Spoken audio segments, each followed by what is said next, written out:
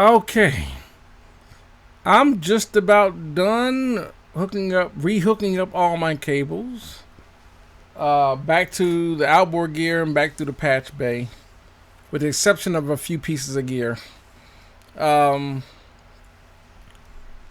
but for the most part, I want to get. This is going to be. Actually, this is going to require your thoughts. And it's going to be. This shouldn't be a very long video at all. The thing is, now that we know that, whether commercial studios are a choice, and building having a home recording studio or working in a home recording studio is a choice. We already know now, other than the space used to record,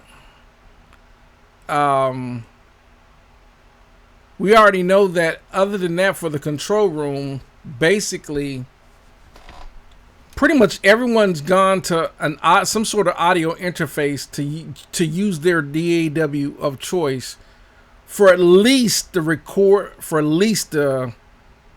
track, the tape machine. Basically using the DAW to do all the tracks.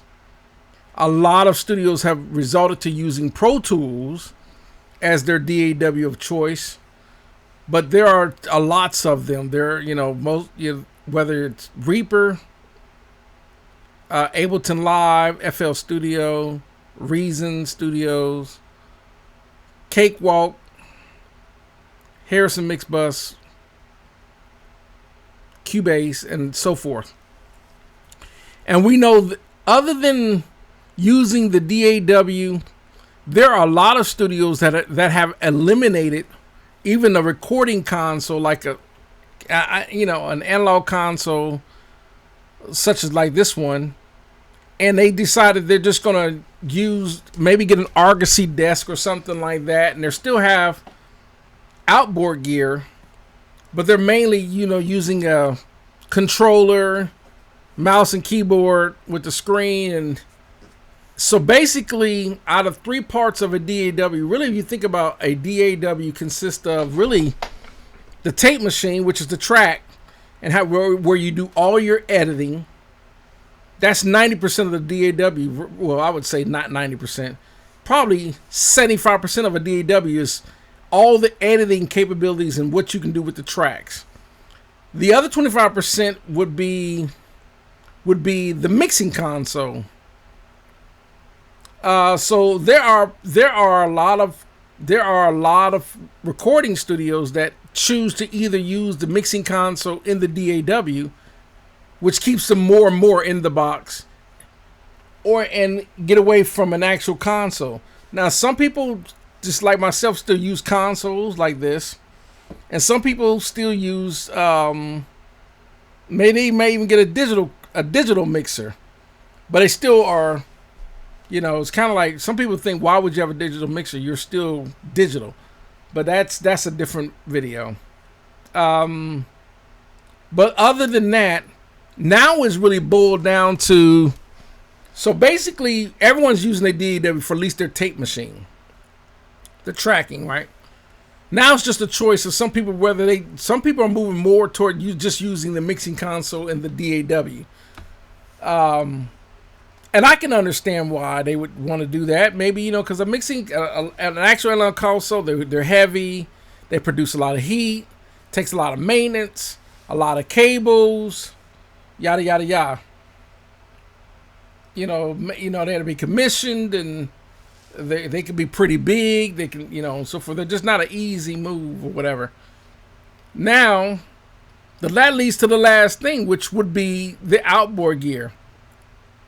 Because there's so many plug-in companies, people are starting to use more and more plug-in software. So now that's bringing them even more and more in the box. So I was saying all that to say this. So we've gotten to that point of DAWs and studio space, between going to a commercial studio or being in a home studio, and the choice of what we're going to use. The DAWs are going to use, whether they're going to use or you're going to actually use a tape machine, an actual tape machine, 24 track tape machine or whatever, or you're just going to use the DAW record basically your hard drive recording in your DAW. So we're there. This is where we're at. This is where we're at. Commercial studios, but so the question would be this, and this is where I want to get everyone's opinion. With all that money and investment in whether you have a very small setup or a large amounts of gear like I have, or you actually have a commercial studio, whatever, with the ROA, return on, or what is it? ROI, return on investment. ROI, right? Your return on investment. With the music industry really not making any money, the only people that's really making any kind of money now is maybe touring. But with the music industry not really making money, artists really aren't making a lot of money. Record labels are definitely not making money. Do you think it's worth spending the kind of money and not getting the return on investment? Do you think it's worth it even in the music industry, especially with the music industry collapsing like it is? It's like it's crumbling. It's like with the music industry and all the behind the scenes dark scandals, all the dark side, all the effort of becoming an artist and creating your music, putting your music out there. And the industry itself is so full of scandals. I mean, I've named a few from P. Diddy to R. Kelly, Harvey Weinstein, and so forth. But there were scandals with Michael Jackson. There's always, you had scandals. It's kind of like when I see some of these artists, Whitney Houston, rest in peace, really didn't become a cocaine addict until she got into the industry. And, I look at you'll be amazed how many people have had cocaine or drug problems. Shaka Khan, Smokey Robinson, it goes all the way back to the 60s and 50s, from Billie Holiday, Sarah Vaughan, Charlie Parker, Thelonious Monk. It's like the drugs and all the scandals. Sam Cooke being murdered in a hotel. Donny Hathaway falling from a 10-story building, and it's I'm just thinking of all the scandals and tragedies, and I think about groups that all the groups that you see on Unsung or whatever, like, how En Vogue broke up, or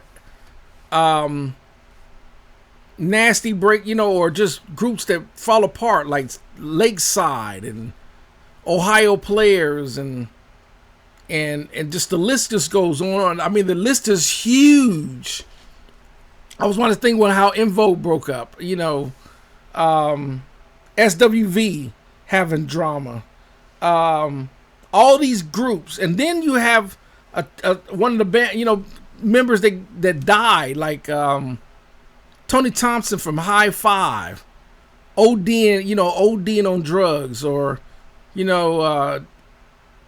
Dino from H-Town getting killed in a traffic accident. The list, I just can't, whatever the case, but the state of where the music industry is today, because I was watching a lot of Unsung and how, groups, why the groups break up. And I did a video on like that before. I think I want to do it again. I wish I hadn't erased it, but I want to do it again. Top 10 reasons why groups break up. is it really worth a return on investment, knowing that the music industry can be a very, very, very short-lived career for a lot of people, especially young rappers or whatever. It can be, we talking some of these rappers only 19, 20 and they're killed. Do you think, what do you think about the music industry? We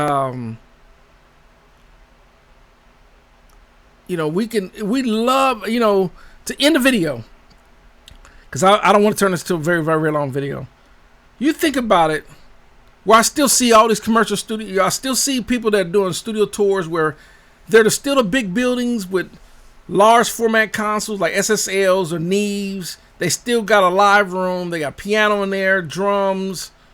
They still got a lot of outboard gear. You see studios like that, tours like that. You see smaller setups, or you'll even see videos like mine. I still have quite a bit amount of gear here in my little home recording studio. I got to think about it. Is there really, with the way the music industry is, artists, the scandals and everything else, is it really worth sinking tons and tons of money into it?